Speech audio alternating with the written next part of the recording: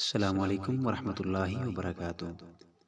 روزانہ اسلامی اصلاحی اور تاریخی واقعات جاننے کے لیے ہمارے چینل کو سبسکرائب کریں۔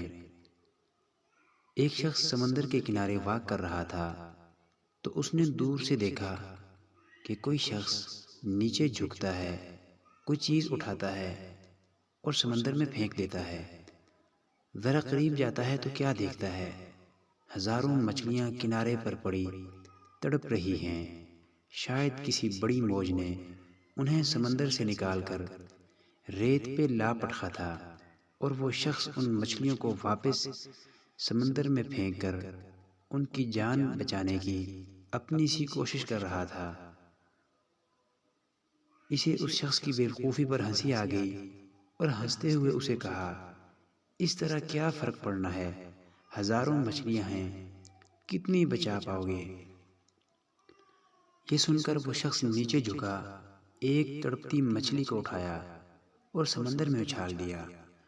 وہ مچھلی پانی میں جاتے ہی تیزی سے تیرتی ہوئی آگے نکل گئی۔ پھر اس نے سکون سے دوسرے شخص کو کہا، اس مچھلی کو تو فرق پڑا ہے۔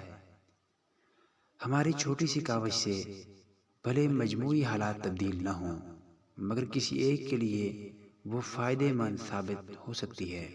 لہذا دل بڑا رکھیں اور اپنی طاقت و حیثیت کے مطابق اچھائی کرتے رہیں۔